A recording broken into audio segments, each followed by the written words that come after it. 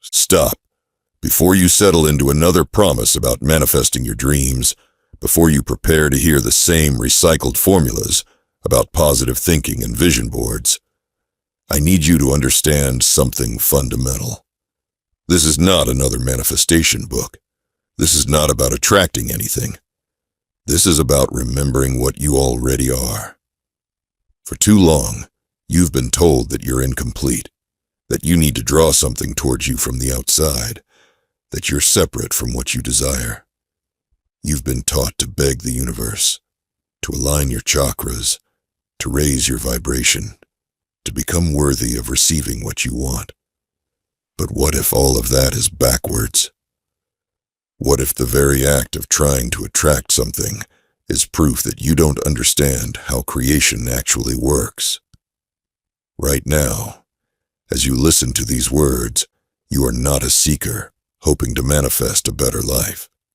You are a field of consciousness, a living frequency, a walking vibration that is constantly emitting signals into the quantum field of infinite possibility. You don't attract your reality, you emit it.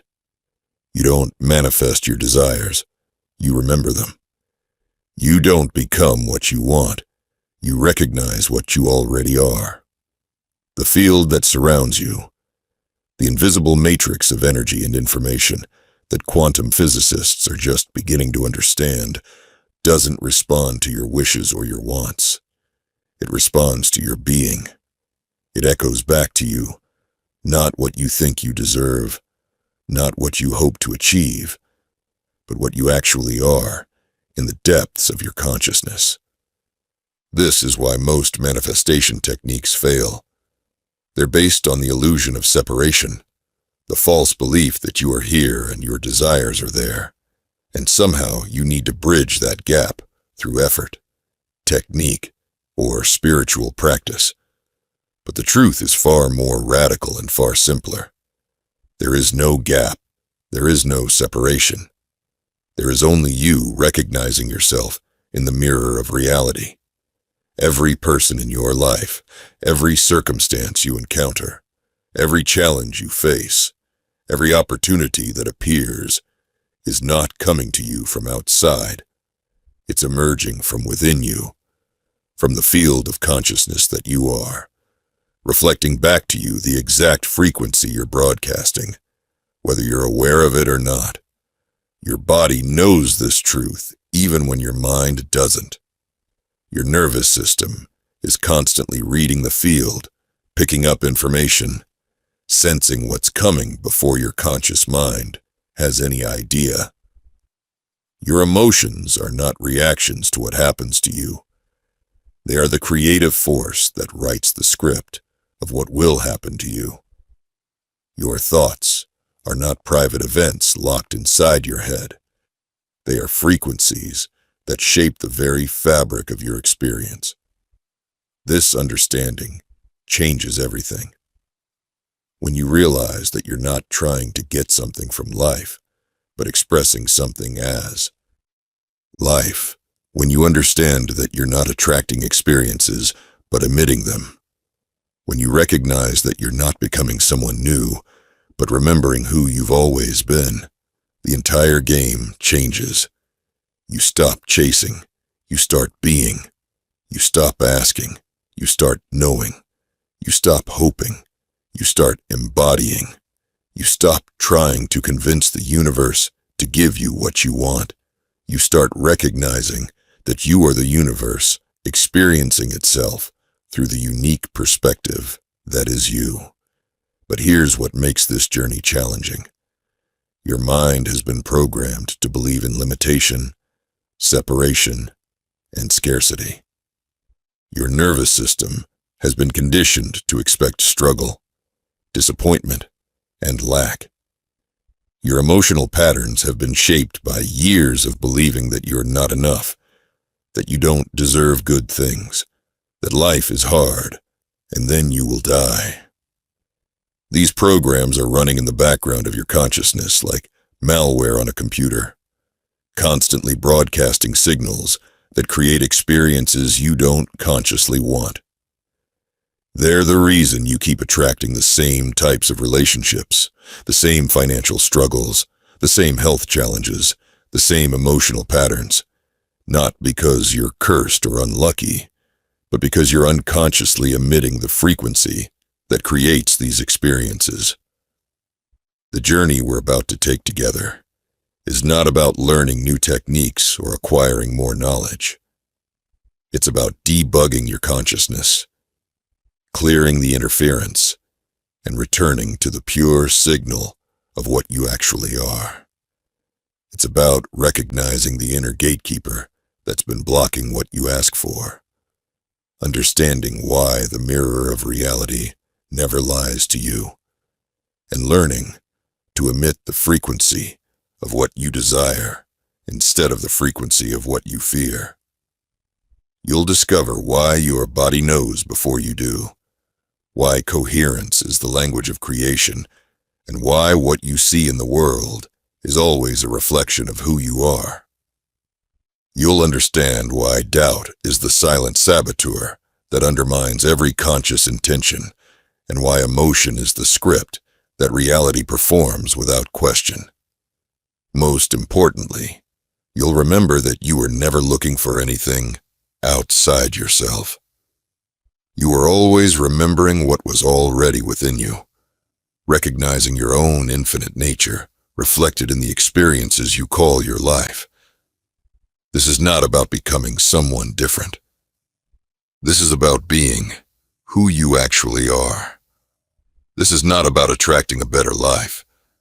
This is about emitting the frequency of the life that's already yours. This is not about manifesting your desires. This is about recognizing that your desires are the universe's way of calling you home to yourself. Are you ready to stop attracting and start emitting? Are you ready to remember what you've always been? Then let's begin this journey into the truth of what you are. Chapter 1. The field doesn't lie. It echoes what you really are. Imagine for a moment that you're standing in front of the most sophisticated mirror ever created. This mirror doesn't just reflect your physical appearance.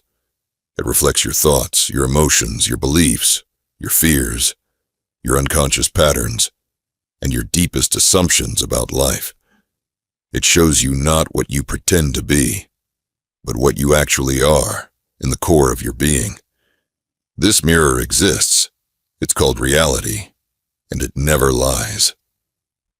The field of consciousness that surrounds you, the quantum matrix that physicists are discovering, underlies all physical reality, is constantly reading your internal state and reflecting it back to you as your external experience. It doesn't judge what it finds. It doesn't edit or improve or make suggestions. It simply echoes back to you the exact frequency you're broadcasting from the depths of your being. Most people don't understand this because they're focused on the surface level of their consciousness.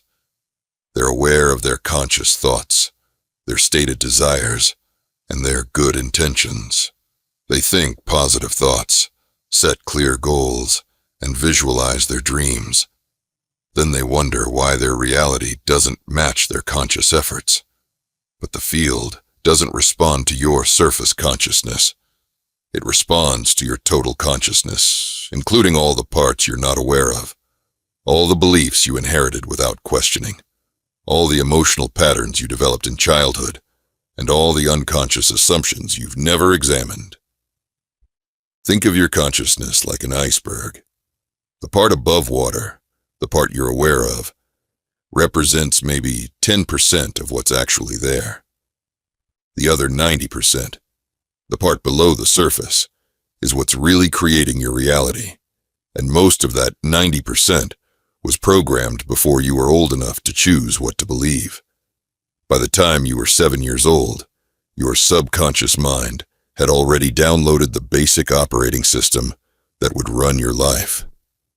You absorbed beliefs about money, relationships, success, health, spirituality, and your own worth from your parents, teachers, and culture. These beliefs became the invisible foundation of your consciousness, the background frequency that you broadcast into the field every moment of every day. The field reads this total signal, not just the conscious part. So you might consciously desire abundance, while unconsciously believing that money is the root of all evil. You might consciously want love, while unconsciously believing that you're not worthy of being loved. You might consciously seek success, while unconsciously believing that you don't deserve good things. The field doesn't care about the contradiction. It simply reflects back to you the strongest, most consistent signal you're broadcasting. And usually, the unconscious signal is much stronger than the conscious one because it's been running longer. It's more deeply embedded, and it's reinforced by emotional charge. This is why people can spend years doing affirmations, visualizations, and manifestation techniques without seeing significant changes in their lives. They're trying to override a deeply embedded program with surface-level thoughts. It's like trying to change the direction of a massive ship by blowing on the sails, while the engine is running full speed in the opposite direction. But here's the beautiful thing about understanding how the field works. Once you recognize that your reality is always reflecting your consciousness back to you, you can use your reality as a diagnostic tool. You can look at what's showing up in your life and work backwards to understand what you must be broadcasting from the unconscious levels of your being. If you keep attracting partners who don't appreciate you, there's something in your consciousness that doesn't appreciate you. If you keep experiencing financial struggle, there's something in your consciousness that believes in scarcity. If you keep having health challenges, there's something in your consciousness that's out of harmony with vitality and well-being. This isn't about blame or judgment. It's about empowerment, because if your consciousness is creating your reality, then changing your consciousness can change your reality. But you have to work at the level where the real programming exists, not just at the surface level of conscious thought. The field is incredibly precise. It doesn't make mistakes. It doesn't play favorites. It doesn't have good days and bad days. It simply reflects back to you exactly what you are, moment by moment, with mathematical accuracy. When you understand this, you stop being a victim of circumstances and start being a conscious creator of them. But the field also responds to authenticity. When you stop pretending to be something you're not and start being what you actually are, when you stop trying to convince yourself and others that you're different from what you are and start accepting yourself as you are, something magical happens. The field begins to reflect back to you the truth of your being, rather than the lies you've been telling yourself. This is why self-acceptance is so powerful. Not because it makes you complacent, but because it stops the internal conflict that creates chaotic signals in the field. When you're at war with yourself, when part of you wants one thing and another part wants something else, when you're trying to be someone you're not, you broadcast mixed signals, and mixed signals create mixed results. But when you come into alignment with yourself, when you accept what is while choosing what you want to become, when you stop fighting against your current reality and start working with it, your signal becomes clear and coherent. And a clear, coherent signal creates clear, coherent results. The field doesn't lie because it can't lie. It's a perfect mirror, reflecting back to you exactly what you are. The question is not whether the field is working. The question is whether you're willing to look honestly at what it's showing you about yourself. Your relationships are showing you how you relate to yourself. Your financial situation is showing you your beliefs about worth and value. Your health is showing you your relationship with life force and vitality. Your career is showing you how you express your gifts and talents. Your entire life is a perfect reflection of your consciousness broadcast into the field and echoed back to you as experience. When you truly understand this, You stop trying to change your circumstances and start working on your consciousness. You stop blaming others for your problems and start taking responsibility for your creative power. You stop being surprised by what shows up in your life and start recognizing it as the perfect reflection of what you've been broadcasting. The field doesn't lie. It echoes what you really are. And when you're ready to see yourself clearly, to accept what is while choosing what you want to become, to work with the field instead of against it, your life becomes a conscious creation instead of an unconscious reaction. This is the first step in the journey from attracting to emitting. Understanding that you're not separate from what you experience, but that you are the source of what you experience. The field is not outside you, waiting to give you what you want. The field is you reflecting back to you what you are. Chapter 2. Stop attracting, start emitting. The word attract implies that you're over here and what you want is over there, and somehow you need to pull it towards you across the space that separates you. This fundamental misunderstanding has led millions of people down a path of spiritual struggle, trying to become worthy enough, vibrationally aligned enough, or energetically clear enough to draw their desires from some external source. But what if there is no external source?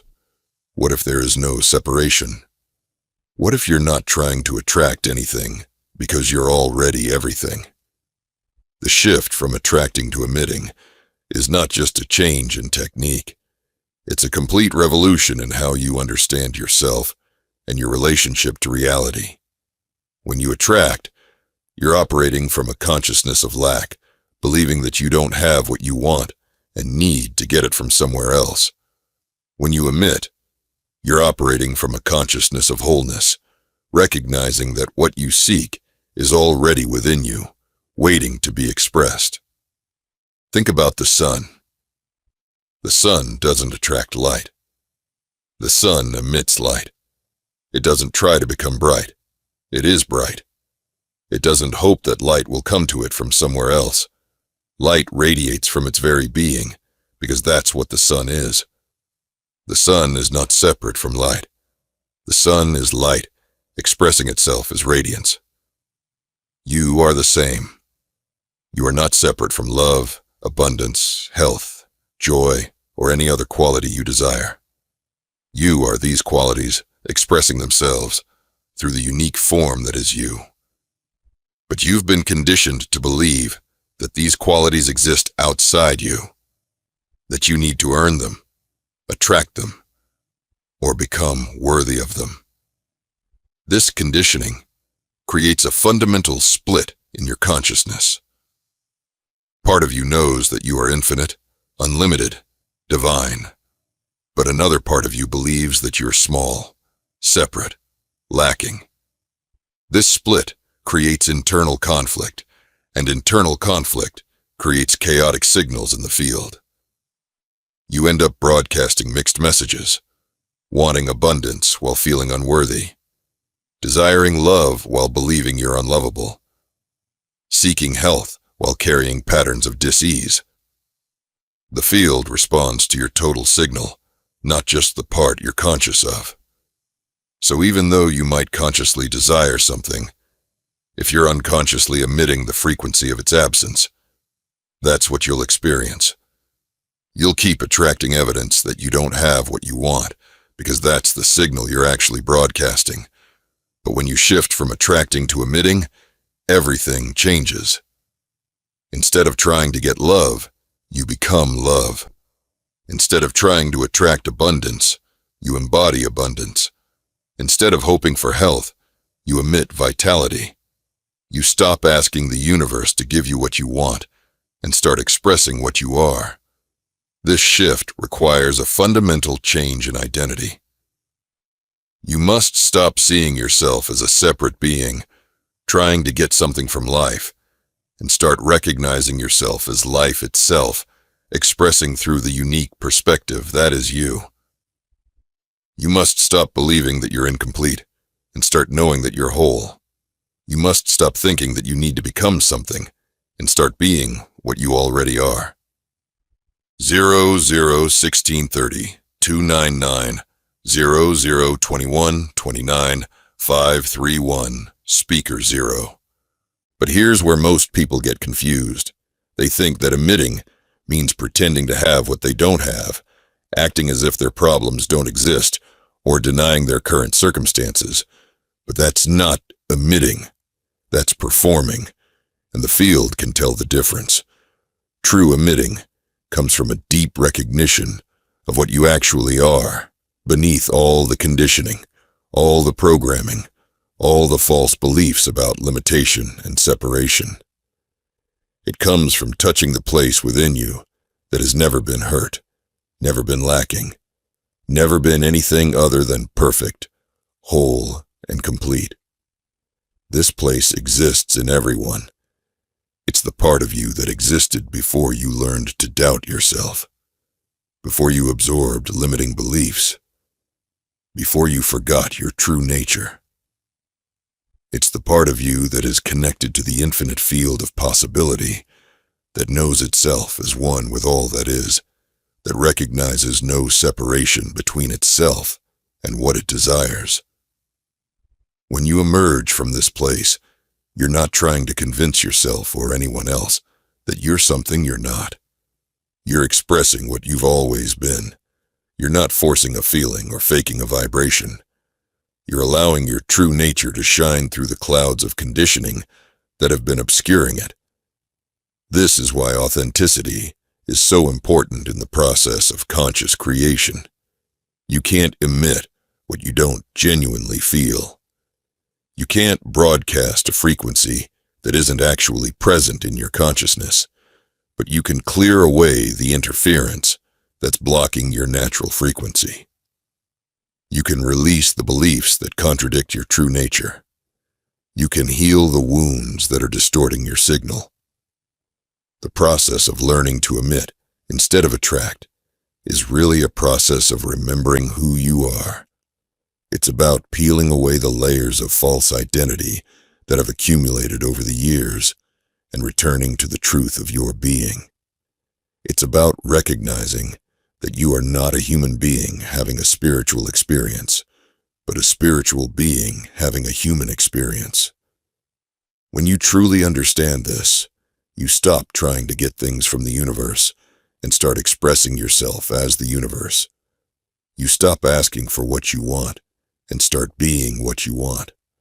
You stop hoping that your life will change and start changing your life by changing what you emit. This doesn't mean that you stop having desires or goals. It means that you approach them from a completely different place, instead of wanting something.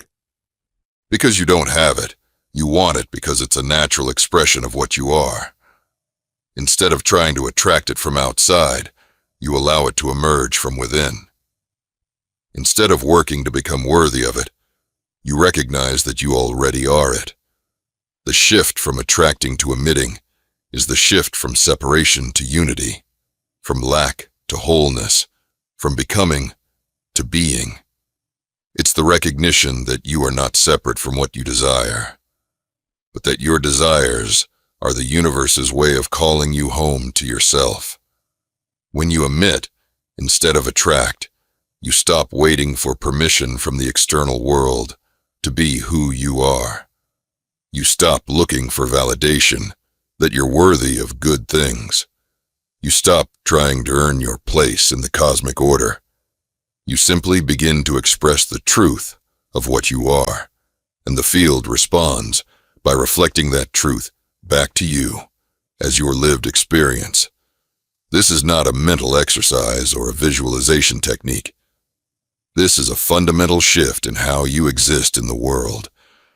When you walk into a room emitting confidence, people feel it. When you approach your work emitting passion, it shows in your results. When you enter relationships emitting love, you experience love. When you live your life emitting abundance, abundance becomes your natural state. The beautiful thing about emitting is that it's effortless once you understand it.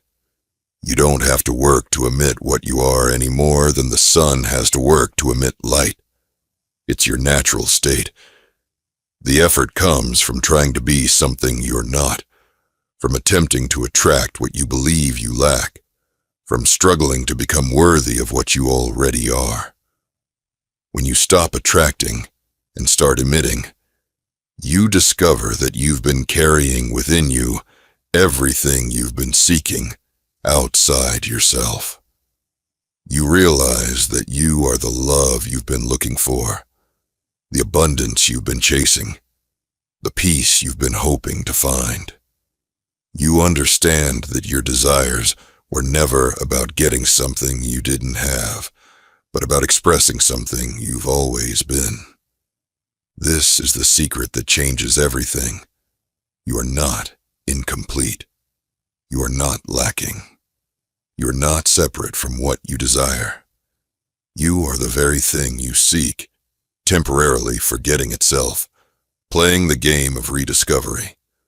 And when you remember this truth, when you stop attracting and start emitting, your life becomes a celebration of what you are, rather than a struggle to become what you think you should be. Chapter 3. The body knows before you do. Your body is not just a vehicle for your consciousness. It's not just flesh and bone carrying around your thoughts and emotions. Your body is a sophisticated antenna, constantly tuning into frequencies that your mind hasn't even registered yet. It's reading the field, picking up information, sensing what's coming before your conscious awareness has any idea what's happening. Right now, as you listen to these words, your body is processing thousands of pieces of information that your mind is completely unaware of. Your nervous system is detecting subtle changes in electromagnetic fields. Your cells are responding to quantum fluctuations. Your intuitive centers are picking up signals from the morphic field that connects all consciousness. Your body knows things that your mind hasn't figured out yet. This is why you sometimes get a feeling about someone before you've had a chance to analyze them logically. This is why you sometimes know that something is about to happen before there's any rational reason to expect it. This is why you sometimes feel drawn to make a decision that doesn't make sense to your mind, but turns out to be exactly right. Your body is reading information from the field and translating it into sensation, intuition, and knowing. But most people have been trained to ignore their body's intelligence. We live in a culture that worships the mind and treats the body as an inconvenient necessity. We've been taught to override our body's signals, to push through fatigue, to ignore pain, to suppress emotions, to think our way through problems instead of feeling our way through them. This disconnection from body wisdom is one of the main reasons why people struggle with conscious creation. They're trying to manifest from their minds, while their bodies are broadcasting a completely different signal. They're thinking positive thoughts, while their nervous systems are locked in patterns of fear and stress. They're visualizing abundance while their cells are vibrating with scarcity and lack. The body doesn't lie. It can't pretend to feel something it doesn't feel. It can't fake a vibration or perform an emotion. When your body is tense, it's broadcasting tension into the field. When your body is relaxed, it's emitting peace. When your body is contracted with fear, that's the signal the field receives. When your body is expanded with joy, that's what gets reflected back to you. This is why working with the body is so crucial for anyone who wants to become a conscious creator. You can't just think your way into a new reality. You have to embody it. You have to feel it in your cells, breathe it into your nervous system, and allow it to become your physical reality before it can become your external reality. Your body is also where your unconscious programming lives. Every belief you absorbed as a child, every trauma you experienced, every pattern you developed, is stored in your cellular memory. These patterns continue to run automatically, broadcasting their signals into the field, whether you're aware of them or not. When you were young and someone told you that you weren't good enough, your body absorbed that message and created a physical pattern of not good enoughness. When you experienced rejection or abandonment, your nervous system developed strategies to protect you from feeling that pain again. When you learned that the world was dangerous or that you couldn't trust people, your body created patterns of hypervigilance and contraction. These patterns are still running in your system, creating the background frequency that shapes your reality. They're why you might consciously want success, but unconsciously sabotage yourself when you get close to achieving it. They're why you might desire love, but find yourself pushing people away when they get too close. They're why you might want abundance, but feel guilty or anxious when money comes to you. The good news is that your body is also where transformation happens. Because the body exists in the present moment, it's where you can interrupt old patterns and install new ones. When you bring conscious awareness to your physical sensations, when you breathe into areas of tension and contraction, when you allow yourself to feel what you've been avoiding, you create the possibility for those patterns to shift. Your body is constantly giving you feedback about your vibrational state. When you're aligned with your truth, your body feels open, relaxed, and energized. When you're out of alignment, your body feels tense, contracted, and depleted. When you're moving toward what serves you, your body feels expansive and alive. When you're moving away from your path, your body feels heavy and resistant. Learning to read these signals is like developing an internal GPS system that can guide you toward the experiences you want to create. Your body knows when you're in the presence of someone who's good for you. It knows when an opportunity is aligned with your highest good. It knows when you're about to make a decision that will serve you, and when you're about to make one that won't. But you have to slow down enough to listen. You have to create space between stimulus and response, so you can feel what your body is telling you. You have to trust that your body's intelligence is at least as valuable as your mind's analysis. You have to be willing to follow your body's guidance, even when it doesn't make logical sense.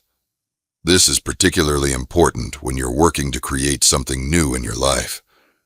Your mind might have all kinds of ideas about how things should unfold, but your body knows the path of least resistance. Your mind might be attached to a specific timeline, but your body knows divine timing. Your mind might be focused on the goal, but your body knows the next step. When you learn to work with your body's intelligence instead of against it, creation becomes much more effortless. Instead of forcing outcomes through willpower and mental effort, you allow them to emerge through embodied knowing and intuitive action. Instead of pushing against resistance, you follow the flow that your body can sense, but your mind can't see. Your body is also where you can practice emitting the frequency of what you want to create before it shows up in your external reality. You can breathe abundance into your cells. You can feel love in your heart center. You can embody confidence in your posture and movement. You can practice being what you want to become until it becomes your natural state. This embodied practice is far more powerful than mental visualization because it engages your entire system. When your body believes something is true, your mind follows. When your nervous system is calibrated to a new frequency, your thoughts and emotions naturally align with that frequency. When your cells are vibrating with the energy of what you desire, the field has no choice but to reflect that energy back to you. The body knows before you do because it's connected to intelligence that transcends the limitations of the thinking mind. It's plugged into the quantum field, the morphic field, the field of infinite possibility. It's reading information from dimensions that your rational mind can't access. It's your direct connection to the wisdom of the universe. When you learn to trust your body's knowing, to follow its guidance, to work with its intelligence instead of overriding it, you discover that you have access to information and insight that can guide you toward the life you're meant to live. You realize that you don't have to figure everything out with your mind, because your body already knows the way. Chapter 4. Coherence is the language of creation. When you try to tune into a radio station while someone is continuously changing the frequency, you might get clear music 1 minute, then static, then another station, then more static. This is what most people experience in their consciousness most of the time, and it explains why their attempts at conscious creation yield such inconsistent results. Coherence is when all parts of your being are aligned and broadcasting the same signal. It's when your thoughts, emotions, beliefs, and actions are all pointing in the same direction. It's when there's no internal conflict, no mixed messages, no part of you wanting one thing while another part wants something else. When you achieve coherence, you become a clear, powerful transmitter, and the field responds with matching clarity and power. Most people live in a state of incoherence without even realizing it. They want abundance while feeling unworthy of it. They desire love while believing they're unlovable. They seek health while carrying stress and tension in their bodies. They ask for success while secretly fearing failure. They're broadcasting multiple conflicting signals simultaneously, and the field responds by giving them mixed, confusing, or contradictory results. Think of coherence like a laser versus a light bulb. A light bulb emits photons in all directions, creating diffuse illumination that can light up a room, but has no focused power. A laser emits photons in perfect alignment, all moving in the same direction with the same frequency, creating a beam so focused it can cut through steel. The difference is not the amount of energy, but the coherence of that energy. When your consciousness is coherent, when all parts of your being are aligned with what you want to create, you become like a laser. Your creative power becomes focused, concentrated, irresistible. The field has no choice but to respond because you're giving it a clear, consistent signal with no interference or contradiction. But achieving coherence is not just about thinking positive thoughts or visualizing your goals. It requires addressing the deeper levels of your consciousness, where conflicting programs might be running. It means healing the parts of you that don't believe you deserve what you want. It means resolving the internal conflicts that create mixed signals. It means bringing all aspects of your being into alignment with your conscious intentions. Your heart is the key to coherence. Scientists have discovered that the heart generates the strongest electromagnetic field in the body, 50 times stronger than the brain.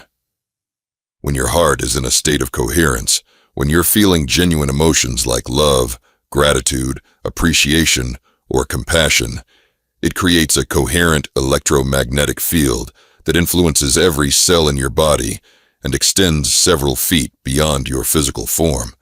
This heart coherence is not just a nice feeling. It's a measurable physiological state that optimizes your entire system. When your heart is coherent, your brain waves become more ordered, your nervous system balances, your immune function improves, and your ability to think clearly and make good decisions increases dramatically.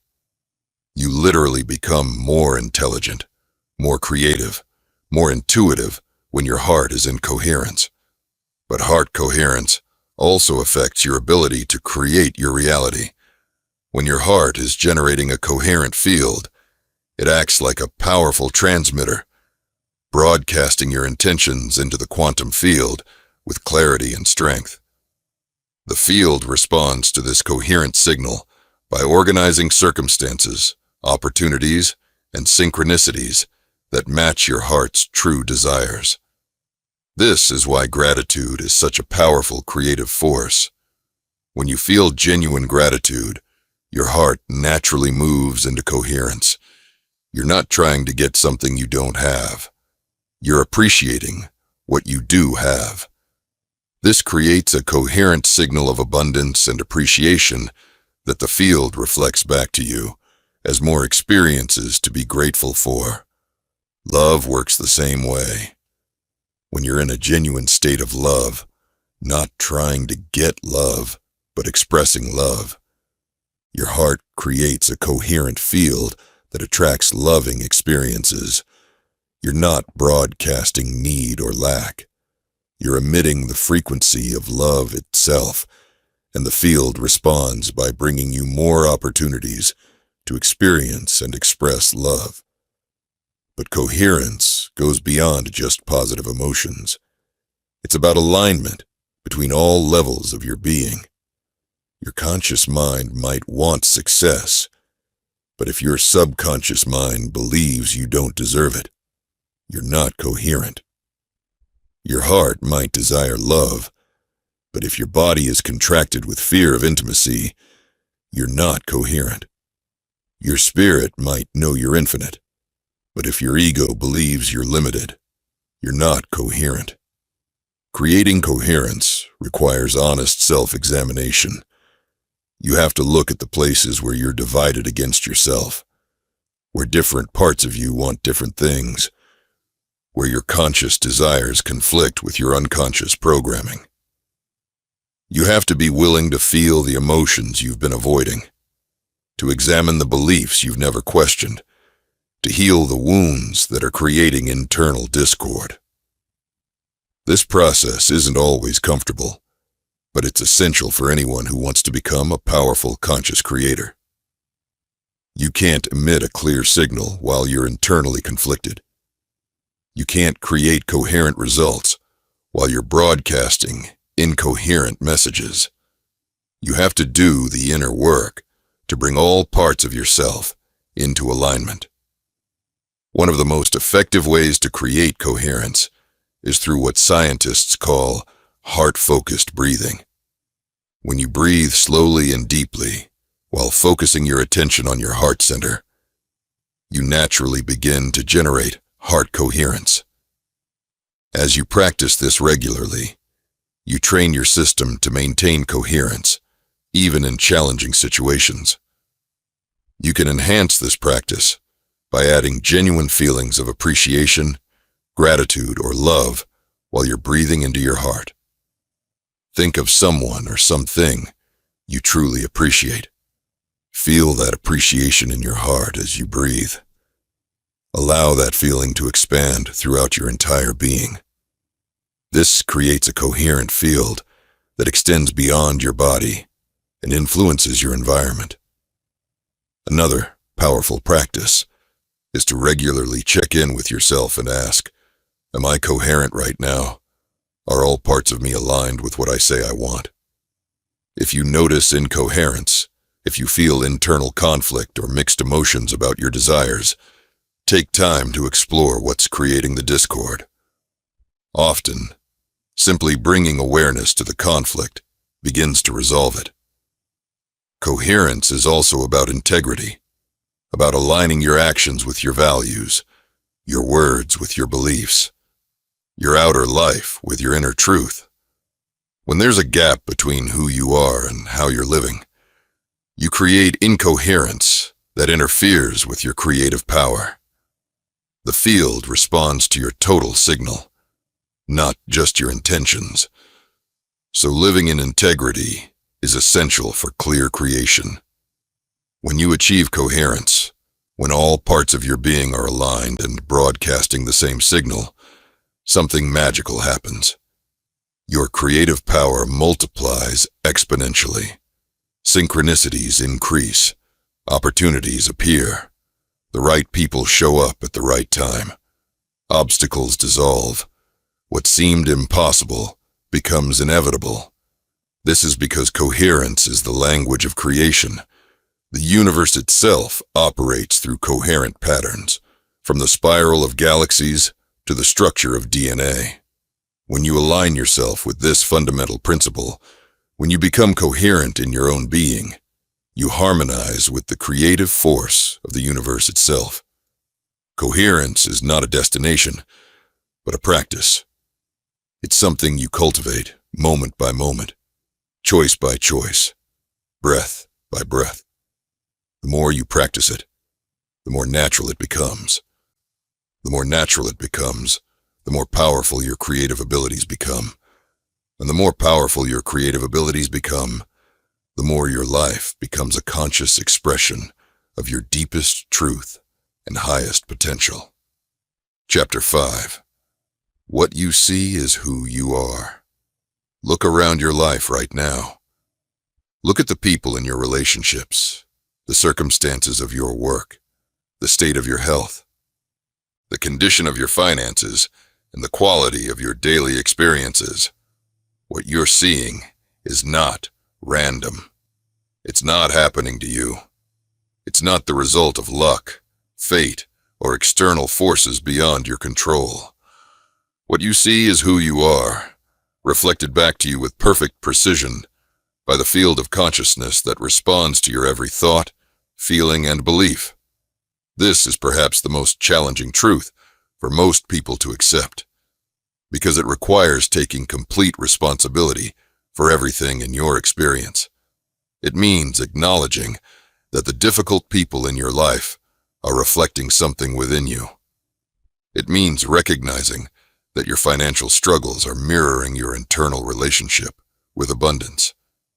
It means understanding that your health challenges are expressing some form of dis-ease in your consciousness. But this truth is also the most liberating, because it means you have the power to change everything. If what you see is who you are, then changing who you are will change what you see. If your external reality is a reflection of your internal reality, then transforming your inner world will transform your outer world. The mechanism behind this principle is what psychologists call projection. You don't see the world as it is. You see the world as you are. Your perception is filtered through your beliefs, your experiences, your emotional patterns, and your unconscious programming. You literally cannot see anything that doesn't already exist in some form within your own consciousness.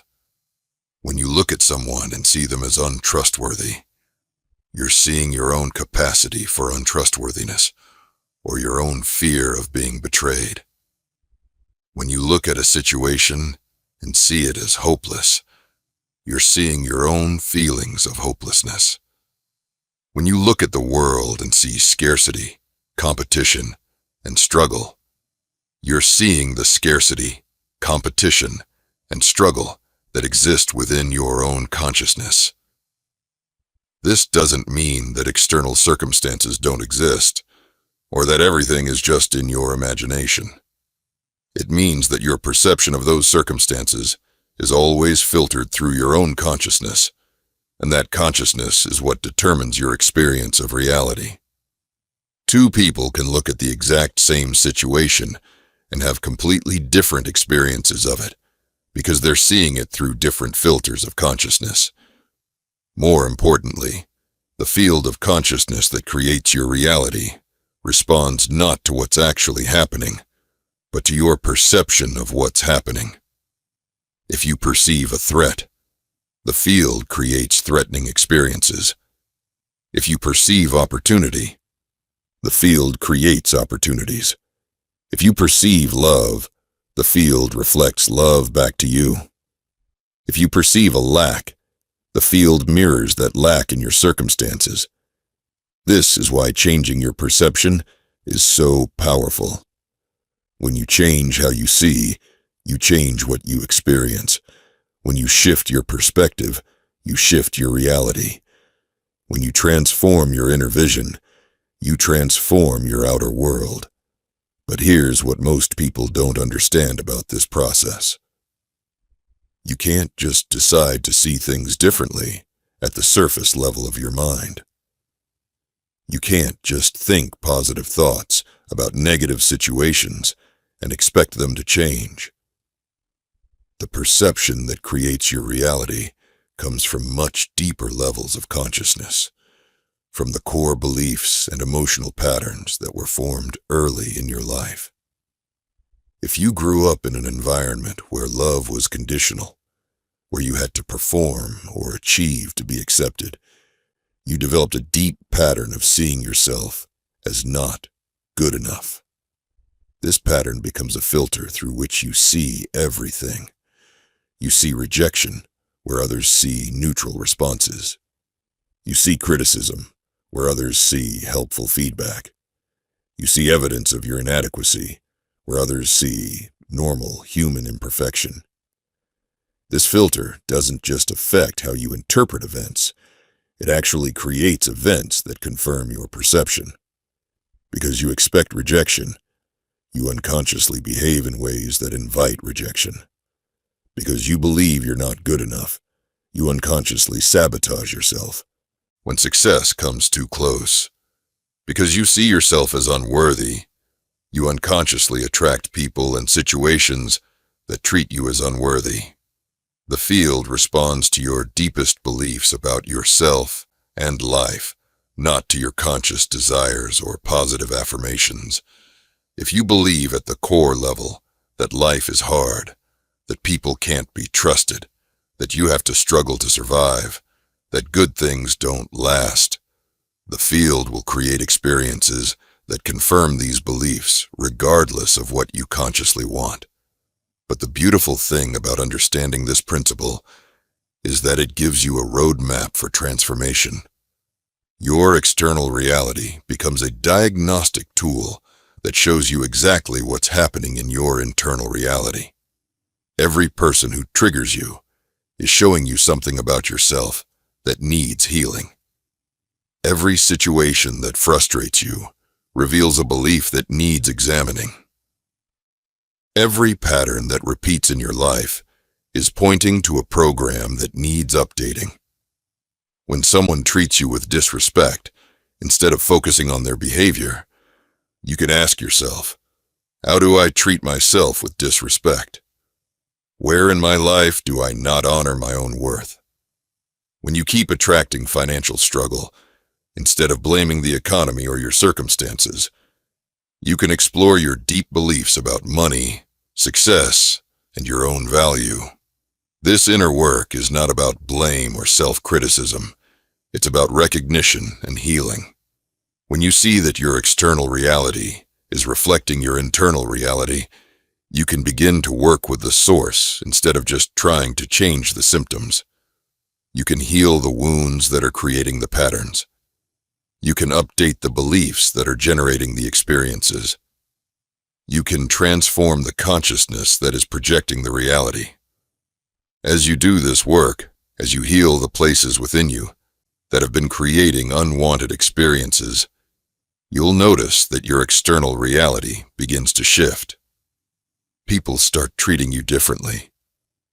Not because you're trying to change them, but because you're no longer broadcasting the frequency that invited their previous behavior. Opportunities start appearing, not because you're working harder, but because you're no longer blocking them with limiting beliefs. Relationships become more harmonious, not because others have changed, but because you're no longer projecting your own inner conflicts onto them. This process requires radical honesty with yourself. You have to be willing to see how you might be contributing to the very situations you complain about. You have to be willing to own the parts of yourself that you've been projecting onto others. You have to be willing to take responsibility for your role in creating your reality, even when it's uncomfortable to do so. But this honesty is also incredibly empowering because it reveals that you have far more control over your experience than you ever imagined. If what you see is who you are, then becoming who you want to be will change what you see. If your reality is a reflection of your consciousness, then evolving your consciousness will evolve your reality. The people in your life are mirrors, showing you aspects of yourself that you might not otherwise see. The situations you encounter are feedback, revealing the beliefs and patterns that are operating beneath your conscious awareness. The challenges you face are invitations, calling you to grow beyond the limitations that have been creating those challenges. You become a conscious producer of your circumstances, rather than a victim of them, when you realize that what you see is who you are. You begin to alter yourself, instead of attempting to change the world. You begin to embody what you want, instead of struggling against what you don't want. You look within for the ability to change, instead of searching outside for someone to blame. This is the ultimate responsibility and the ultimate freedom. You are not at the mercy of external forces. You are the creative force, expressing itself through your consciousness and experiencing itself through your reality. What you see is who you are, and who you are is infinitely capable of becoming who you choose to be. Chapter 6. The Inner Gatekeeper. Why you keep blocking what you ask for. Deep within your consciousness lives a guardian that most people never meet face to face, and this inner gatekeeper has been with you since childhood, silently determining what you're allowed to receive, what you're permitted to experience, and what you're worthy of having in your life. It operates below the threshold of your conscious awareness, making decisions about your reality based on programs that were installed long before you had the wisdom to choose what to believe about yourself and the world. At 004630 587 004927 924. Speaker 0. This guardian is not malevolent. It's not an attempt to ruin your joy or prevent you from achieving your goals. Actually, it thinks it's keeping you safe. Your subconscious developed it as a survival technique to protect you from the hurt, rejection, and disappointment you either witnessed or experienced throughout your formative years. However, what protected you as a youngster now restricts you as an adult. Every time you ask for something new, every time you reach for a bigger life, every time you step toward your dreams, this inner gatekeeper evaluates whether it's safe for you to have what you're asking for. It checks your request against its database of beliefs about what you deserve, what's possible for someone like you, and what the consequences might be of getting what you want. And if your request doesn't pass its security clearance, it blocks it. This blocking doesn't happen through conscious resistance. You don't wake up in the morning and decide to sabotage your own success. The gatekeeper operates through unconscious mechanisms that are far more subtle and far more powerful than conscious resistance. It creates internal conflicts that generate mixed signals in the field. It activates old emotional patterns that lower your vibration. It triggers behaviors that push away the very things you're trying to attract. For example, you might consciously desire a loving relationship, while your inner gatekeeper believes that love leads to pain and abandonment. So every time you get close to someone who could truly love you, the gatekeeper activates patterns of fear, jealousy, or withdrawal that sabotage the relationship. You end up pushing away the love you say you want because your gatekeeper has determined that it's not safe for you to have it. Or you might consciously want financial abundance, while your gatekeeper believes that money corrupts people, or that you don't deserve wealth. So every time you start to succeed financially, the gatekeeper creates anxiety, guilt, or self-destructive behaviors that undermine your progress. You find ways to lose the money, avoid opportunities, or sabotage your success because your gatekeeper has decided that abundance is dangerous for you.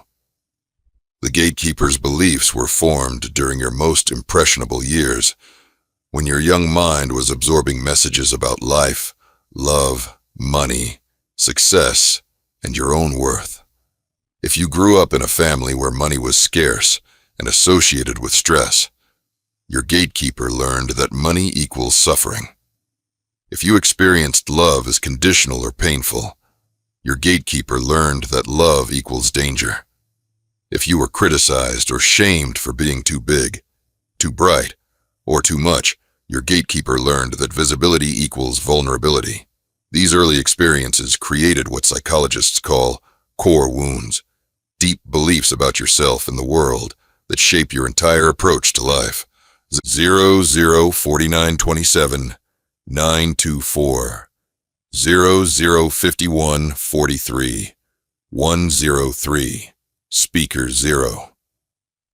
The gatekeeper's job is to make sure you never experience those wounds again, even if it means preventing you from experiencing the joy, love, and success that you consciously desire.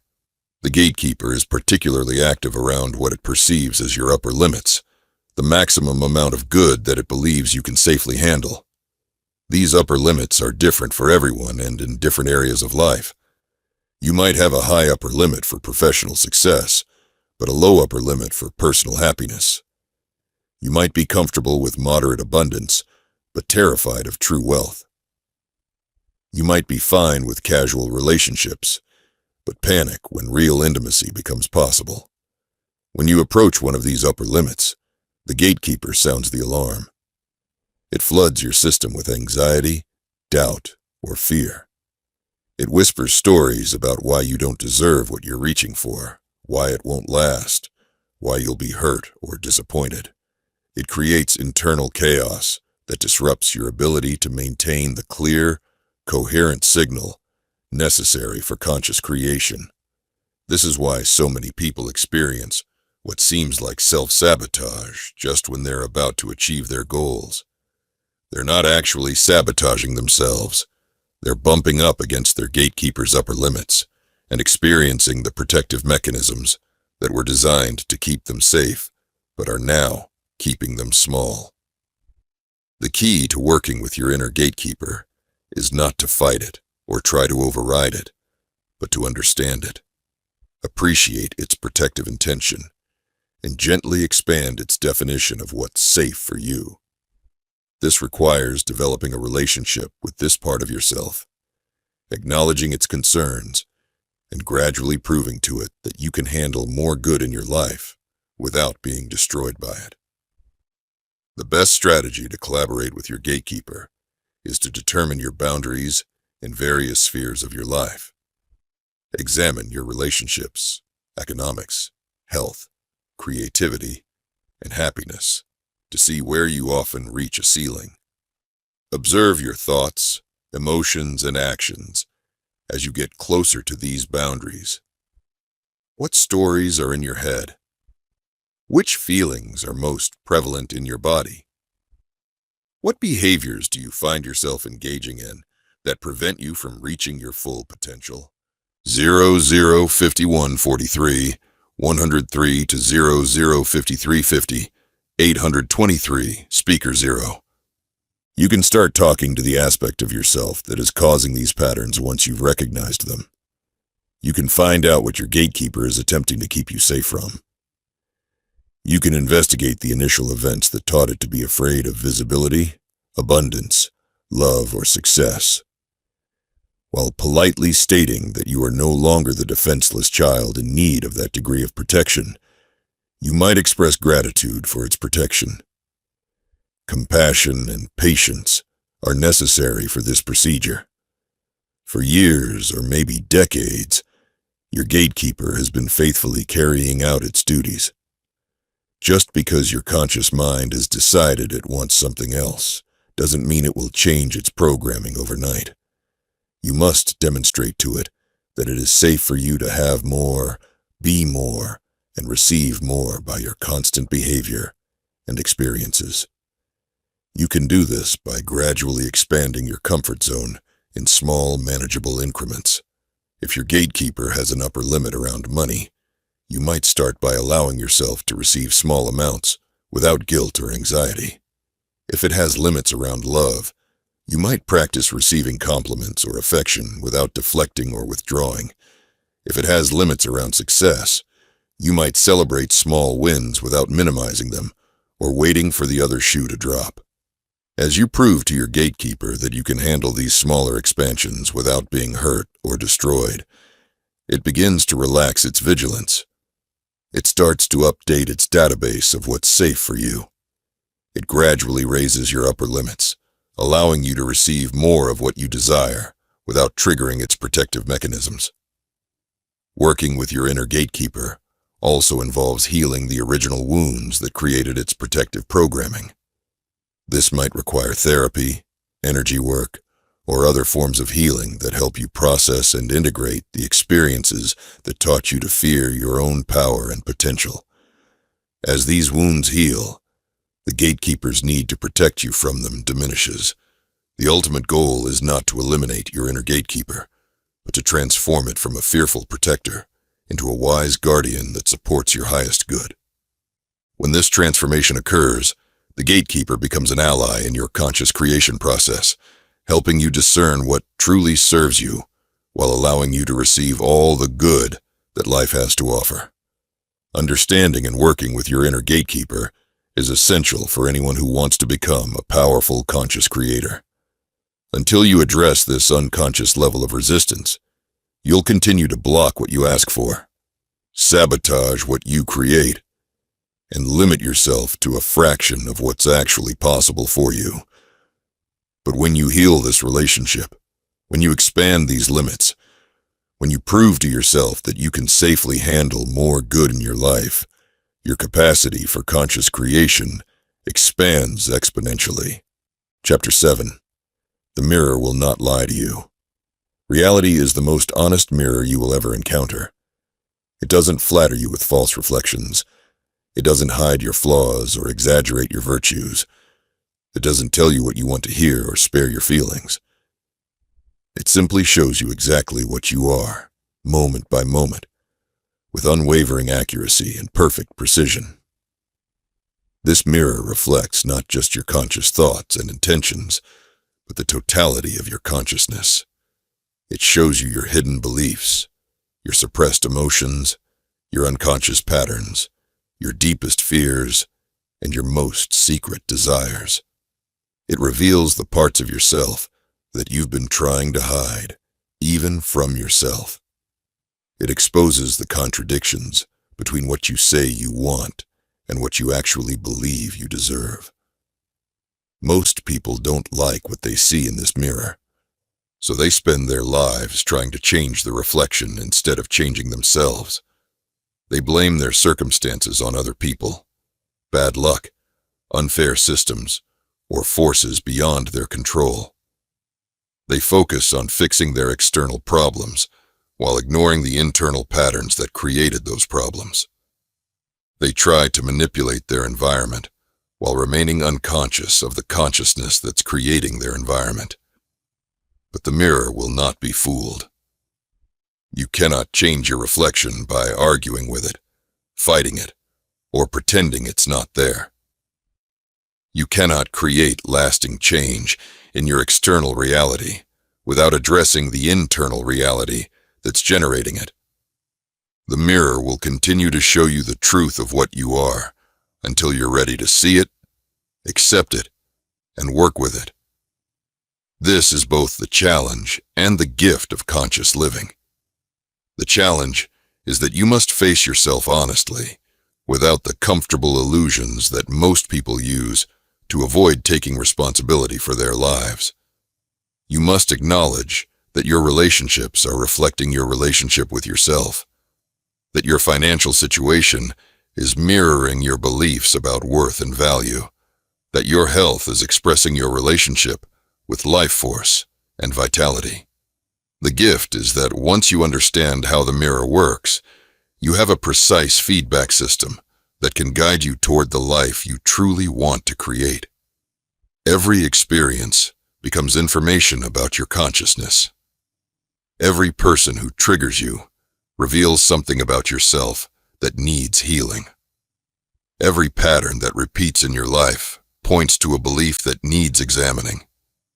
Every challenge you face shows you where you need to grow.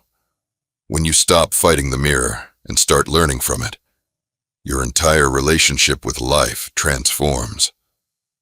Instead of being a victim of circumstances, you become a student of consciousness. Instead of feeling powerless to change your situation, you recognize that you have the ultimate power to change yourself. Instead of waiting for the world to be different, you begin the work of becoming different yourself. The mirror shows you not only your current state of consciousness, but also your potential for growth. Every challenge is an invitation to expand beyond your current limitations. Every difficult person is a teacher, showing you where you need to develop more compassion, boundaries, or self-love. Every obstacle is an opportunity to discover strengths and resources you didn't know you had. But reading the mirror accurately requires developing what spiritual teachers call witness consciousness, the ability to observe your life with detachment and objectivity. This doesn't mean becoming cold or disconnected. It means developing the capacity to see your patterns without being completely identified with them, to recognize your reactions without being overwhelmed by them, to understand your role in creating your experiences without drowning in guilt or self-blame. This witness consciousness allows you to see the deeper patterns beneath surface events. You begin to notice that the same types of conflicts arise in different relationships, that similar challenges appear in various areas of your life, and that certain themes repeat across different circumstances. These patterns are not coincidences. They are your consciousness expressing itself consistently across multiple contexts. For example, if you notice that you consistently attract people who don't appreciate your efforts, the mirror is showing you that you don't fully appreciate yourself. If you keep experiencing financial stress despite working hard, the mirror is revealing beliefs about scarcity, unworthiness, or the relationship between effort and reward that exist in your consciousness. If you repeatedly find yourself in situations where you feel powerless, the mirror is reflecting places where you've given your power away to others or to circumstances. The mirror also shows you your growth and evolution. As you do the inner work to heal old wounds, update limiting beliefs, and expand your consciousness, you'll notice that your external reality begins to shift accordingly. People start treating you differently because you're treating yourself differently. Opportunities appear because you're no longer blocking them with unconscious resistance. Relationships become more harmonious because you're no longer projecting your inner conflicts onto others. This feedback loop between inner and outer reality is one of the most powerful tools for conscious development. It allows you to track your progress not just through how you feel internally, but through how your life unfolds externally. When you see positive changes in your circumstances, you know that real transformation is occurring at the level of consciousness. When you notice old patterns still playing out, you know there's more work to be done. But the mirror requires patience and persistence to read accurately. Sometimes there's a delay between inner shifts and outer manifestations. Sometimes things get worse before they get better, as old patterns surface to be healed. Sometimes the mirror shows you things about yourself that are difficult to accept or acknowledge. The key is to trust the process and continue doing the inner work, even when the external results aren't immediately visible. The mirror also reflects your relationship with truth itself. If you're committed to seeing yourself clearly, to acknowledging your role in creating your reality, to taking responsibility for your consciousness, the mirror will show you exactly what you need to see to continue growing. But if you're invested in maintaining illusions about yourself or your life, if you're more committed to being right than to being free, the mirror will reflect that resistance back to you as confusion, stagnation, or repeated patterns. One of the most profound aspects of working with the mirror is learning to see the perfection in what appears to be imperfection. Every experience, even the difficult ones, serves your evolution in some way. Every person who challenges you is helping you develop qualities you need to cultivate. Every obstacle you encounter is strengthening capacities that will serve you in the future. The mirror shows you not just what is, but what's possible when you learn to work with what is. This doesn't mean becoming passive or accepting harmful situations. It means understanding that your external circumstances are always giving you information about your internal state and opportunities for growth. When you can see this information clearly, when you can receive the feedback without defensiveness or denial, you can make the internal adjustments that will create external changes. The mirror will not lie to you because it cannot lie to you. It's simply the natural law of consciousness expressing itself as experience. Your thoughts, beliefs, emotions, and expectations create a vibrational frequency that the field of consciousness reflects back to you as your lived reality. This process is as reliable and impersonal as any physical law. Understanding this gives you tremendous power because it means you can change your reality by changing your consciousness. But it also requires tremendous honesty because it means you must face the truth about what your consciousness has been creating. The mirror will show you exactly where you are so you can choose where you want to go. When you embrace the mirror as your teacher rather than fighting it as your enemy, when you use it as a tool for growth rather than a source of blame, when you trust its feedback rather than denying its reflections, you discover that it's the most valuable ally you could have on your journey of conscious creation. It will never lie to you, never mislead you, never tell you what you want to hear instead of what you need to know.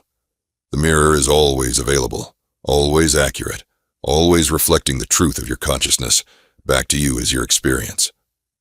Chapter 8. Visualize like you already are, not like you're still waiting. Most people approach visualization from a place of lack, creating mental movies of what they don't have, imagining scenarios that exist somewhere in the future, painting pictures of a life that's different from the one they're currently living. This approach, while well-intentioned, actually reinforces the very separation and scarcity that keep their desires from manifesting. When you visualize from lack, when you create images of what you want because you don't have it, you're broadcasting the frequency of not having it. You're affirming your current state of separation from your desires. You're telling the field that what you want exists somewhere else, sometime else for someone else, but not here, not now, not for you. The field responds to this signal by maintaining the gap between you and what you desire. It keeps your dreams in the future because that's where your consciousness has placed them. It maintains the separation because that's what your visualization is actually affirming, despite your conscious intentions. But there's a completely different way to approach visualization, a way that collapses the gap between desire and fulfillment, between dreaming and being, between wanting and having. Instead of visualizing what you want to attract, you visualize from the state of already being what you desire. Instead of imagining a future where you have what you want, you imagine from the present moment of already having it. This shift is not just semantic. It's a fundamental change in the consciousness from which you're creating. When you visualize like you already are what you desire, you're not trying to get something from outside yourself. You're expressing something that already exists within yourself. You're not reaching for a future state. You're embodying a present reality. Think about the difference between imagining yourself as someone who wants to be confident and imagining yourself as someone who is confident. When you visualize wanting confidence, you're affirming that you don't have it.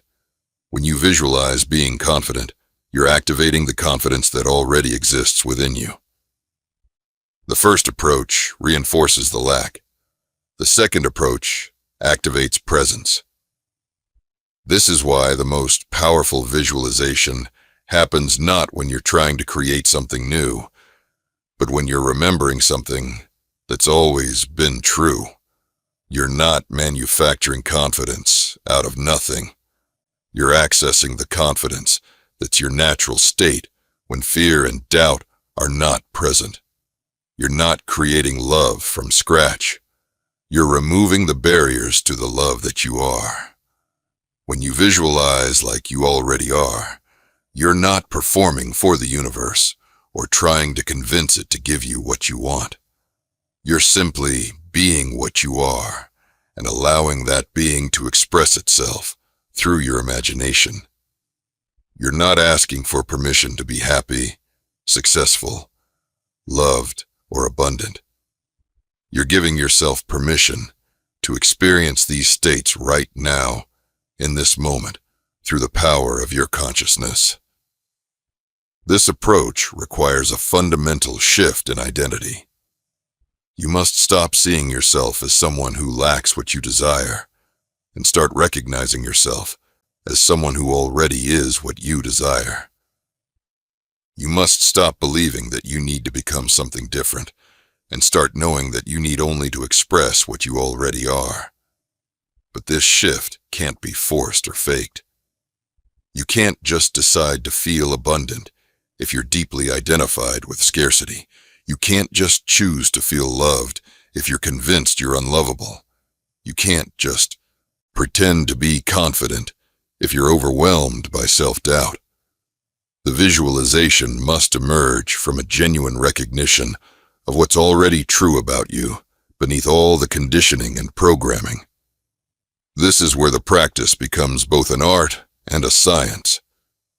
You must learn to touch the place within you that has never been lacking, never been broken, never been anything other than whole and complete. You must access the part of your consciousness that exists before and beyond all the stories you've told yourself about limitation and separation. This place exists in everyone. It's the part of you that existed before you learned to doubt yourself, before you absorbed limiting beliefs, before you forgot your true nature. It's the part of you that is connected to infinite possibility, that knows itself as one with all that is, that recognizes no separation between itself and what it desires. When you visualize from this place, when you imagine from this state of wholeness and completion, your visualization becomes a form of remembering rather than wanting. You're not trying to create something new. You're allowing something eternal to express itself through your consciousness. You're not reaching for a future state. You're embodying a timeless truth. This kind of visualization feels different from the effortful, striving kind that most people practice. It feels natural, effortless, like coming home to yourself.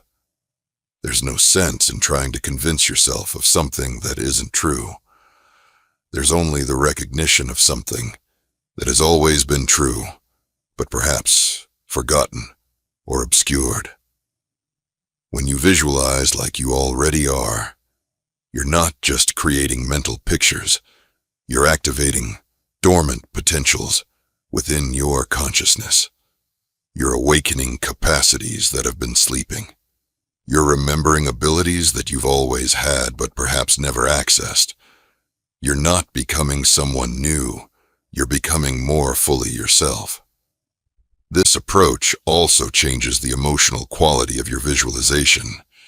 Instead of the longing, yearning, or desperation that often accompanies wanting-based visualization, you experience satisfaction, fulfillment, and gratitude. You're not imagining what you hope to have someday. You're appreciating what you recognize you already are. The field responds to this completely different signal. Instead of receiving a broadcast of lack and separation, it receives a transmission of wholeness and presence. Instead of maintaining the gap between you and your desires, it begins to collapse that gap. Instead of keeping your dreams in the future, start bringing them into the present. But perhaps most importantly, this kind of visualization changes you in the process. When you regularly spend time in the consciousness of already being what you desire, that consciousness begins to stabilize as your natural state. You don't just visualize confidence occasionally. You begin to embody confidence consistently. You don't just imagine abundance during meditation. You start to live from abundance throughout your day. This is the real power of visualizing like you already are. It's not just a technique for manifesting external results. It's a practice for embodying your true nature, for expressing your highest potential, for living from the truth of what you are rather than the illusion of what you lack. When you master this approach, visualization becomes less about getting something you want and more about being someone you are. It becomes less about changing your circumstances and more about expressing your essence. It becomes less about attracting a better life and more about emanating the life that's already yours. Chapter 9. Emotion is the script. Reality just performs it. If you want to understand how reality is created, don't look at thoughts. Don't analyze beliefs. Don't study visualization techniques. Look at emotion. Emotion is the creative force that writes the script of your experience, and reality is simply the faithful actor that performs whatever script you've written without question, without judgment, without deviation. Most people have this backwards. They think that emotions are reactions to what happens to them, responses to external circumstances, and effects of the events in their lives. They believe that they feel happy because good things happen, sad because bad things occur, angry because they've been wronged, and fearful because they're in danger. But this understanding keeps them trapped in a reactive cycle, forever at the mercy of circumstances beyond their control. The truth is far more empowering and far more radical. Emotions are not reactions to your reality. Emotions are the creative force that generates your reality. You don't feel abundant because you have money. You have money because you feel abundant. You don't feel loved because people treat you well. People treat you well because you feel loved. You don't feel confident because you succeed. You succeed because you feel confident. Emotion is the language that the field of consciousness understands most clearly. While your thoughts might be confused, contradictory, or constantly changing, your emotions carry a pure vibrational signal that the field can read and respond to with perfect accuracy. When you feel fear, the field creates fearful experiences. When you feel joy, the field manifests joyful circumstances. When you feel grateful, the field brings you more to be grateful for. This is why people who are naturally optimistic tend to have better lives, why those who expect good things tend to receive them, and why individuals who feel worthy tend to be treated with respect. It's not because they're lucky or privileged or somehow special. It's because their emotional state is writing a script that reality performs with unwavering consistency. But here's what most people don't understand about this process. The emotions that create your reality are not the surface emotions that you're consciously aware of. They're the deeper, emotional patterns that run in the background of your consciousness, the feeling tones that you carry most of the time, the emotional atmosphere that surrounds you, even when you're not paying attention to it. You might consciously feel excited about a new opportunity, while unconsciously carrying a deep pattern of unworthiness that sabotages your success. You might think positive thoughts about love, while emotionally vibrating with the fear of abandonment that pushes people away. You might visualize abundance, while feeling the chronic anxiety about money that keeps you in financial struggle. The field responds to the strongest, most consistent emotional signal you're broadcasting, not to the temporary emotions you experience in response to specific events. If your baseline emotional state is anxiety, worry, and fear, that's the script that reality will perform, regardless of your conscious desires or positive thinking efforts. This is why emotional healing is so crucial for anyone who wants to become a conscious creator. You can't just think your way into a new reality. You have to feel your way into it. You have to address the emotional patterns that are writing the script of your current experience and consciously choose new emotions that will write a different script. But changing your emotional patterns is not about forcing yourself to feel differently or pretending to have emotions you don't actually have. The field can tell the difference between authentic emotion and performed emotion. Fake positivity doesn't create positive results. Forced gratitude doesn't generate abundance. Artificial confidence doesn't produce success. True emotional transformation happens when you heal the wounds that created the limiting emotional patterns in the first place. When you resolve the childhood trauma that taught you to feel unworthy, the feeling of unworthiness naturally dissolves and is replaced by your natural state of inherent worth. When you heal the abandonment wound that created your fear of intimacy, the fear dissolves and is replaced by your natural capacity for love and connection. This healing process often involves feeling the emotions you've been avoiding, processing the pain you've been suppressing, and allowing yourself to experience the full range of human emotion without judgment or resistance. Paradoxically, the willingness to feel difficult emotions fully often allows them to transform and release, making space for more positive emotions to emerge naturally. As you heal these deeper patterns, as you clear the emotional debris that's been writing unwanted scripts in your life, you begin to access your natural emotional states. Beneath all the conditioning and programming, beneath all the wounds and fears, you are naturally joyful, naturally loving, naturally confident, naturally abundant. These are not emotions you need to create. They are emotions you need to uncover. When you operate from these natural emotional states, when you feel from the truth of what you are rather than the illusion of what you lack, your emotional script changes dramatically. Instead of writing stories of struggle, limitation, and separation, you begin to write stories of ease, possibility, and connection. Instead of creating experiences that confirm your wounds, you start generating experiences that reflect your wholeness.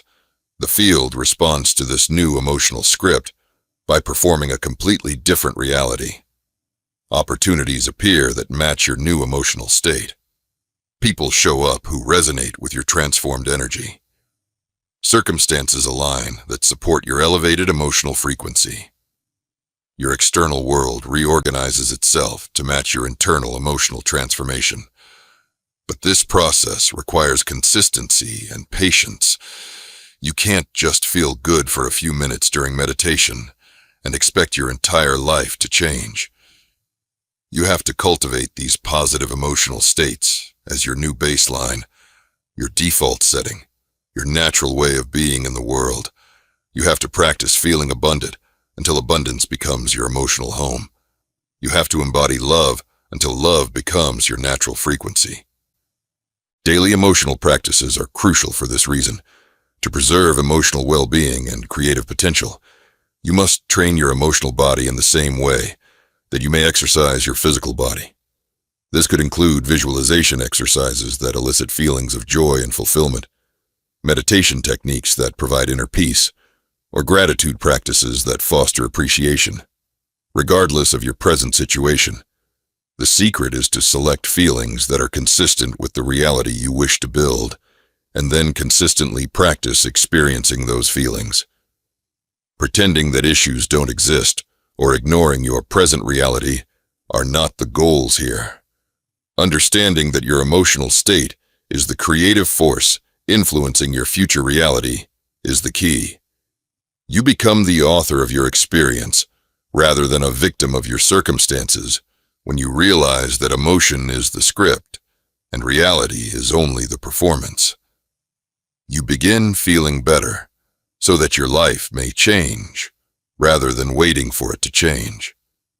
You begin to use your emotional state to determine your external occurrences instead of allowing them to dictate your emotional state. The capacity to choose your emotional state in any situation, to create the story of your life with the emotions you develop, and to guide the performance of reality with the feelings you embody is the ultimate creative power. You become the conscious creator of your own experience once you have mastered this power. When you become aware of the sentiments you are generating and deliberate about the ones you are broadcasting. Emotion writes the screenplay, and reality always follows it. The question is whether you're actively writing that script or not, whether you're actively choosing your emotions or allowing them to be determined by your circumstances, and whether you're actively directing the performance of your life or passively watching it play out. Chapter 10. Doubt is the silent saboteur. There's a voice in your mind, so subtle, so familiar, so seemingly reasonable, that you barely notice it's there. It doesn't scream, or shout, or demand attention. It whispers, it suggests, it plants tiny seeds of uncertainty that grow into forests of limitation. This voice is doubt, and it is the silent saboteur that undermines every conscious intention, every positive affirmation, every attempt at deliberate creation. Doubt is not dramatic. It doesn't announce itself with fanfare or obvious resistance. It operates in the shadows of your consciousness, quietly eroding your confidence, gradually weakening your resolve, slowly convincing you that what you want is impossible, impractical, or not meant for you. It's the voice that says, "But what if?" when you're feeling hopeful. Be realistic when you're dreaming big. That's not how the world works when you're imagining possibilities. Most people don't recognize doubt as the creative force that it is. They think of it as a natural, even healthy response to uncertainty. They believe that doubt keeps them grounded, protects them from disappointment, and helps them make rational decisions. But doubt is not neutral. Doubt is not protective.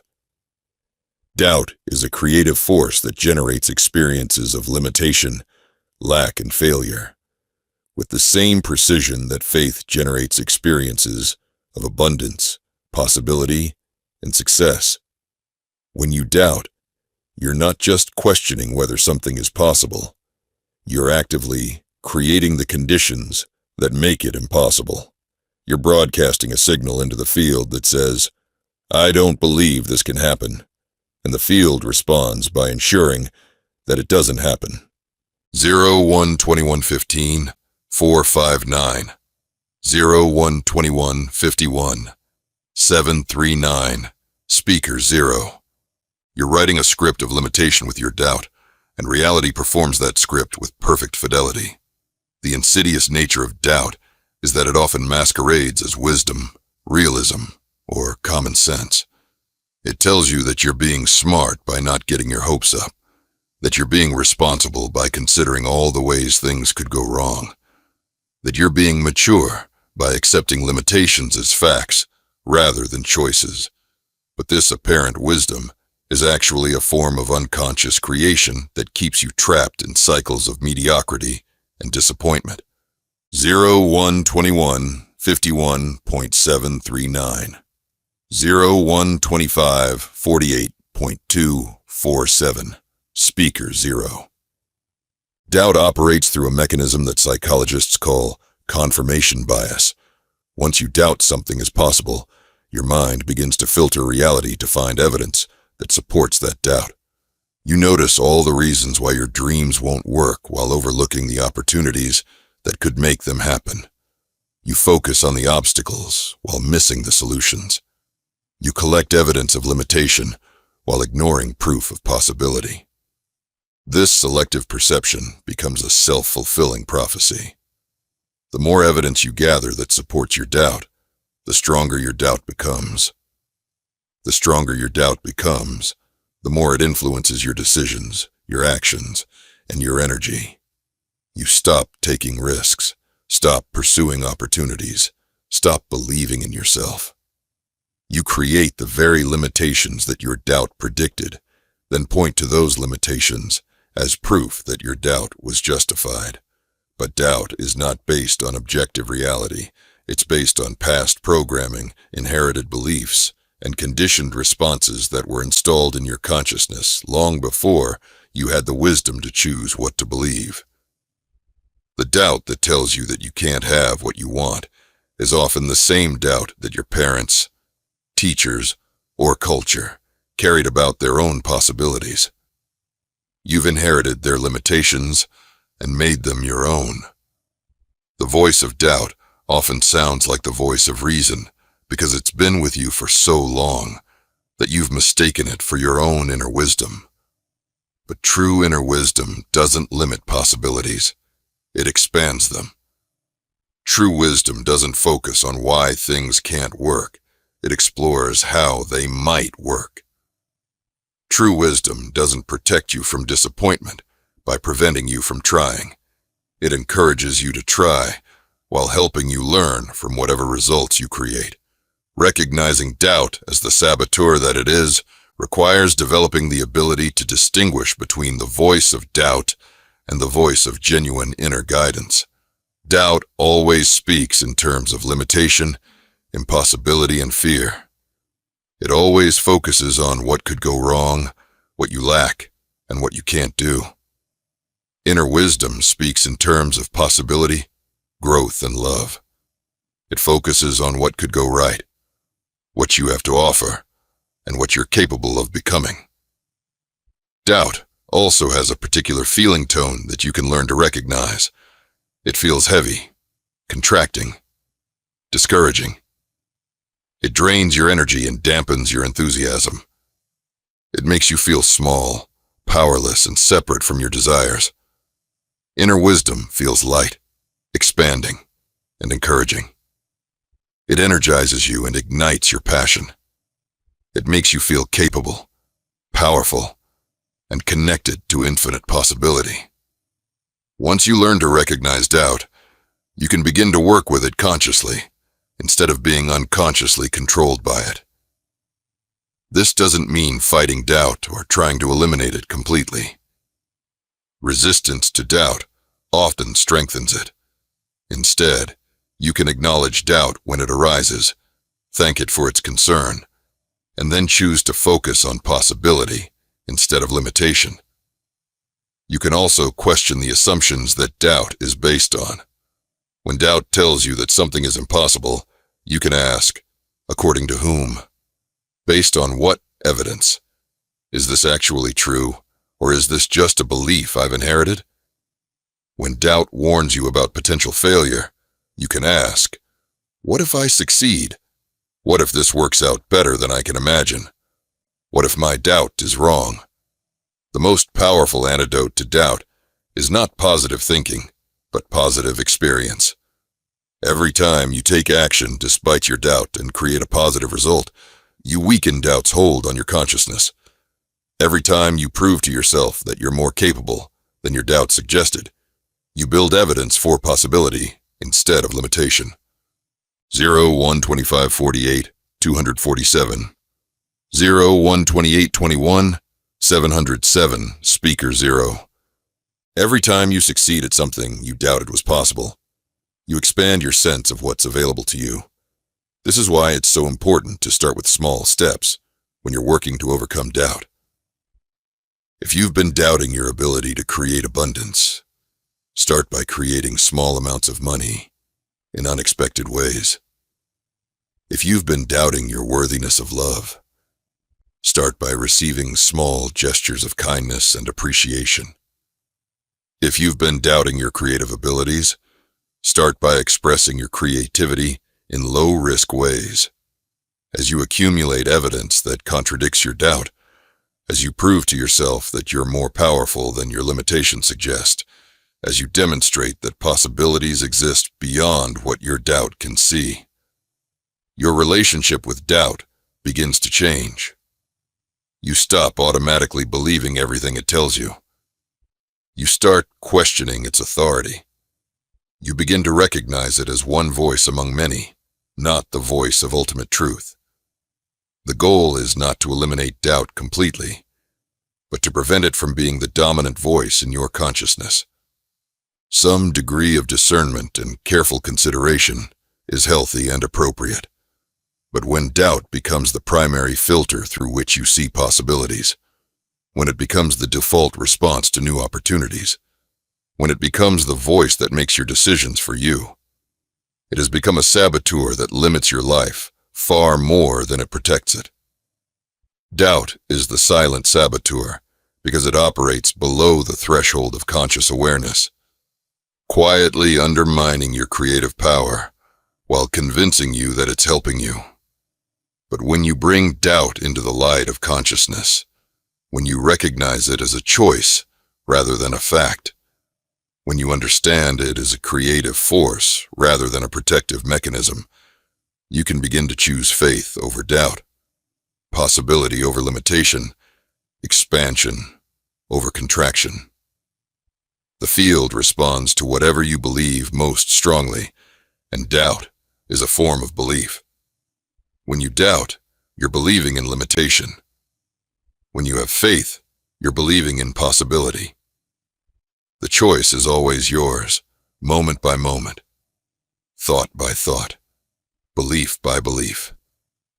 The question is whether you'll let doubt write the script of your life, or whether you'll choose to write a different script based on faith, possibility, and the recognition of your infinite creative power. Chapter 11. You were never looking, you were remembering.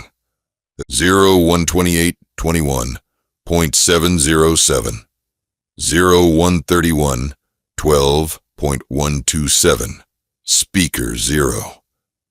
There's a profound shift that happens when you realize that everything you've been seeking outside yourself has always existed within you. All the love you've been trying to attract, all the abundance you've been working to manifest, all the peace you've been hoping to find, all the joy you've been chasing, all the success you've been striving for has never been absent from you. You were never actually looking for these things, you were remembering them. This understanding changes everything about the spiritual journey, about personal development, about conscious creation. It means you're not broken and in need of fixing. You're not incomplete and in need of completion. You're not lacking and in need of fulfillment. You're whole, complete, and abundant by nature, temporarily forgetting your true nature, playing the cosmic game of hide and seek with yourself. The seeking itself is what creates the illusion of separation from what you seek. When you look for love outside yourself, you affirm that love is not within you. When you chase abundance in the external world, you declare that abundance is not your natural state. When you search for peace in circumstances, relationships, or achievements, you confirm that peace is not your essence. But what if the very thing you're seeking is the one who's doing the seeking? What if the love you want to attract is the love that you are? What if the abundance you're trying to manifest is the abundance that you've always been? What if the peace you're hoping to find is the peace that is your deepest nature? This is not a metaphor or a spiritual platitude. This is the literal truth of what you are. Beneath all the conditioning, beneath all the programming, beneath all the stories you've told yourself about limitation and separation, you are pure consciousness, infinite potential, unlimited creative power. You are the very qualities you've been seeking, temporarily disguised as someone who doesn't have them, The journey of conscious creation, then, is not about becoming something you're not. It's about remembering what you've always been. It's not about acquiring qualities you lack. It's about uncovering qualities that have been obscured by false beliefs and limiting patterns. It's not about attracting experiences from outside yourself. It's about expressing experiences from within yourself. This remembering process often begins with glimpses, moments when the veil of separation temporarily lifts and you experience yourself as you truly are. Maybe it's a moment of profound love when you feel connected to all of life.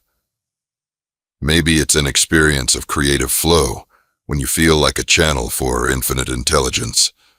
Maybe it's a time of deep peace when you recognize the stillness that is your essence. Chapter 11, 0131, 12, 127. 0131, 16, 247. Speaker 0. You were never looking. You were remembering. 0131, 16, 247. 0132, 32, 912. Speaker 0. There's a profound shift that happens when you realize that everything you've been seeking outside yourself has always existed within you. All the love you've been trying to attract, all the abundance you've been working to manifest, all the peace you've been hoping to find, all the joy you've been chasing, all the success you've been striving for has never been absent from you.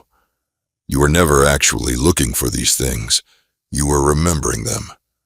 This understanding changes everything about the spiritual journey, about personal development, about conscious creation. It means you're not broken and in need of fixing. You're not incomplete and in need of completion. You're not lacking and in need of fulfillment. You're whole, complete, and abundant by nature, temporarily forgetting your true nature, playing the cosmic game of hide and seek with yourself.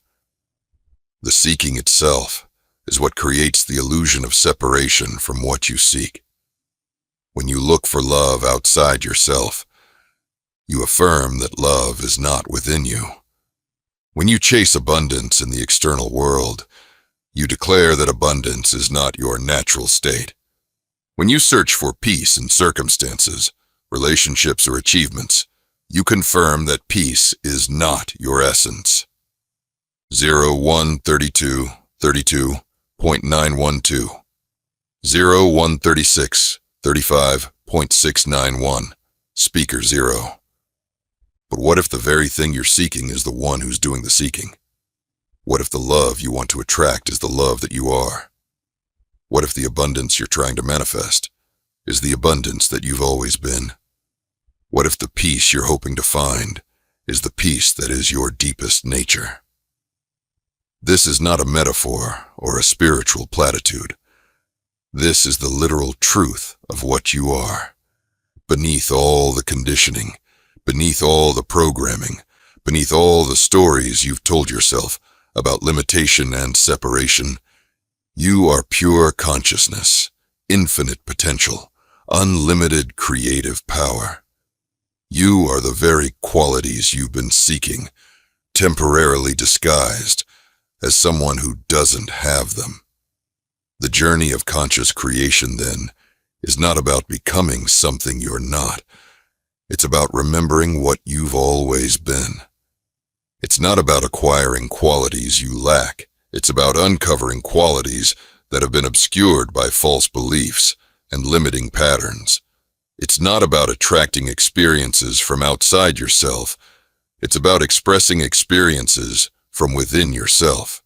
This remembering process often begins with glimpses, moments when the veil of separation temporarily lifts and you experience yourself as you truly are. Maybe it's a moment of profound love when you feel connected to all of life. Maybe it's an experience of creative flow when you feel like a channel for infinite intelligence. Maybe it's a time of deep peace when you recognize the stillness that is your essence. The process of remembering is often gradual, happening in layers as you're ready to receive each new level of truth about yourself. You might first remember that you are loved, then that you are love itself. You might first remember that you are supported, then that you are the support. You might first remember that you are blessed, then that you are the blessing. Each layer of remembering brings you closer to the ultimate recognition that you are not separate from the creative force of the universe, but are that force expressing itself through the unique perspective that is you. You are not a wave separate from the ocean, but the ocean expressing itself as a wave. You are not a ray separate from the sun, but the sun expressing itself as a ray. This remembering is not a one-time event, but an ongoing process of awakening to deeper and deeper levels of truth about your nature.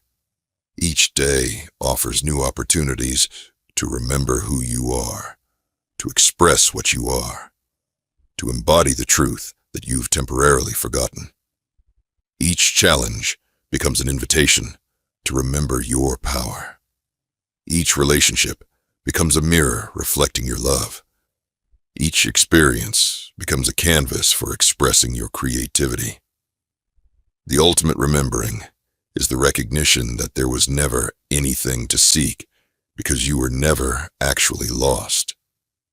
There was never anything to find because you were never actually missing. There was never anything to become because you were never actually incomplete. You were always whole, always perfect, always exactly what you were seeking, just temporarily playing the game of forgetting so you could experience the joy of remembering.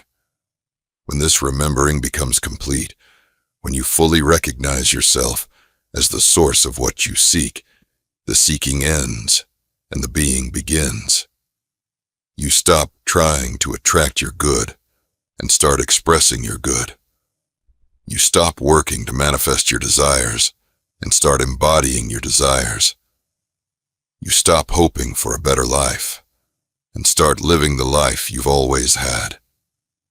This is the end of the spiritual search and the beginning of spiritual expression. This is the completion of the journey and the commencement of the dance. This is the moment when you realize that you were never looking for anything outside yourself. You were always just remembering what you've always been, what you've always had, what you've always been capable of expressing. You were never looking, you were remembering. And now that you remember, the real adventure begins. Conclusion. The field responds to what you are, not what you want. As we reach the end of this journey together, I want you to feel the profound shift that has occurred in your understanding. You began this audiobook believing that manifestation was about attracting things from outside yourself, about convincing the universe to give you what you want, about becoming worthy enough or aligned enough to receive your desires. You're ending it with the recognition that you are not separate from what you seek, that you are the field that creates your reality, that you are the consciousness that manifests as your experience. This is not just a change in technique or strategy. This is a fundamental transformation in how you understand yourself and your relationship to reality. You now know that you are not a separate being trying to get something from life, but life itself expressing through the unique perspective that is you. Visualization works not because it sends messages to the universe, but because it helps you experience yourself as already being what you desire. Affirmations work not because they convince external forces to help you, but because they remind you of truths about your nature that you've forgotten. Gratitude works not because it makes you more deserving, but because it aligns you with the abundance that you are. The body knows before you do, because it's connected to intelligence that transcends the limitations of the thinking mind. It's reading the field, sensing what's coming, picking up information from dimensions that your rational mind can't access. When you learn to trust your body's wisdom, to follow its guidance, to work with its intelligence. You discover that you have access to a guidance system that can navigate you toward the experiences you're meant to have. You are not a seeker looking for truth. You are truth itself, awakening to its own nature. The field is waiting for you to remember who you are. Reality is ready to reflect back to you the truth of your being. The universe is prepared to respond to the frequency of your authentic self. Stop attracting. Start emitting. Stop seeking. Start being. Stop wanting. Start expressing. You are the field. You are the frequency. You are the creative force that shapes reality through the power of your consciousness. Remember this truth. Embody this truth. Live this truth. And watch as your world transforms to match the magnificent reality of who you truly are.